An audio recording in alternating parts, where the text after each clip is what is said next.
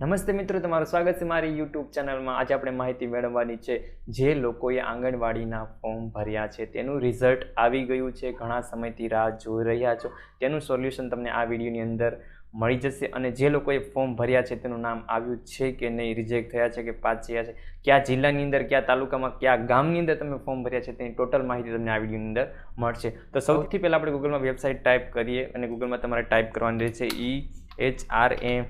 અહીં ટાઈપ કરશો એટલે તમારા મોબાઈલ અથવા પીસીની અંદર બ્રાઉઝરની અંદર વેબસાઇટ ઓપન થશે। વેબસાઇટની લિંક મારા વિડીયોના ડિસ્ક્રિપ્શન બોક્સમાં આપેલી છે, ત્યાંથી પણ તમે વેબસાઇટ ઓપન કરી શકો છો। અને વેબસાઇટ ઓપન કર્યા બાદ આવી રીતે તમને તેનું હોમ પેજ જોવા મળશે, એટલે કે જ્યારે ફોર્મ ભર્યું છે ત્યારે પણ આવી રીતે હોમ પેજ જોવા મળશે, અત્યારે પણ તમને આવી રીતે જોવા મળશે। અહીં આપણે રિક્વાયરમેન્ટ પર ક્લિક કરવાની છે, ત્યારબાદ મેરિટ લિસ્ટ અથવા રિજેક્ટ મેરિટ લિસ્ટ તેના પર આપણે ક્લિક કરીશું।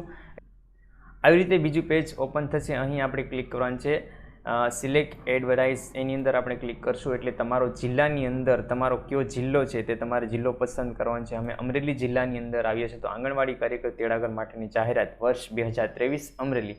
ત્યારબાદ આપણે પોસ્ટ સિલેક્ટ કરવાની છે AWH, તેના પર ક્લિક કરશું। ત્યારબાદ સર્ચ ઉપર ક્લિક કર્યા બાદ આવી રીતે નીચે એક મેરિટ લિસ્ટ તમને જોવા મળશે, જે હું તમને જણાવીશ। મેરિટ લિસ્ટની યાદી અહીં આવી ગઈ છે કે અમરેલી જિલ્લામાં તમે કયા તાલુકાની અંદર આવો છો, એ તાલુકાનો આપણે સૌપ્રથમ ટેસ્ટ કરીએ કે જાફરાબાદ તાલુકામાં, એટલે કે અમરેલી જિલ્લાના જાફરાબાદ તાલુકાની અંદર સૌપ્રથમ આપણે ટેસ્ટ કરીએ જાફરાબાદ, તેનો વોર્ડ નંબર 2 એટલે કે આગરિયા વિસ્તારની અંદર અહીંયા વ્યૂ લિસ્ટ પર ક્લિક કરીશું એટલે કે જે લોકોના નામ આવ્યા છે તેની લિસ્ટ તમને અહીં જોવા મળશે। તો રિજેક્ટ થયેલું ફોર્મ હોય તો અહીં રિજેક્ટ લિસ્ટની અંદર આવશે, એપ્લાયની અંદર અહીં આપેલું છે તો એની પર ક્લિક કરશો એટલે એની અંદર જેના લોકોના નામ આવે છે તે અહીં તમને જોવા મળશે। તો સૌપ્રથમ આપણે વ્યૂ મેરિટ લિસ્ટ જોઈએ, તેના પર ક્લિક કરી એટલે આપણી પાસે એક PDF તમને જોવા મળશે। તે PDFની યાદીની અંદર તમારું નામ છે કે નહીં તે તમે બારીકતાથી જોઈ શકો છો। અહીં આવેલું છે આંગણવાડી કાર્યકર તેડાગરની અંદર ઉમેદવારનું મેરિટ લિસ્ટ આવી ગયું છે, એટલે કે વોર્ડ નંબર 2ની અંદર એક નામ આવેલું છે યોગિતા રાણાભાઈ બારિયા પરિણીત, એટલે કે એપ્રુવલ, એટલે કમ્પ્લીટલી આનું નામ આવી ગયું છે મેરિટ લિસ્ટમાં। જે લોકોનું નામ હશે તેના માટે ખુશીની વાત છે। ત્યારબાદ આપણે વોર્ડ નંબર આગળની વાત કરીએ એટલે વોર્ડ નંબર 6ની અંદર વણકરવાસની અંદર આપણે ટેસ્ટ કરીને જોઈએ તો તેની અંદર કયા લોકોના નામ છે તેના વિશે આપણે માહિતી મેળવીએ। અહીં મિત્રો વોર્ડ નંબર 6ની અંદર કુલ 3 પેજ છે, એટલે કે કેટલા નામ છે તે આપણે જોઈ લઈએ કે આની અંદર કુલ 15 નામ છે। 15 નામની અંદર એક લોકોનું નામ સિલેક્ટ થયું કાજલ પૂનાભાઈ સોલંકી, તેનું નામ સિલેક્ટ થયું છે। બાકીના 2 લોકો વેટિંગની અંદર છે અને જે લોકો ટકાવારી પ્રમાણે અહીં નામ આપેલા છે જે તમે જોઈ શકો છો।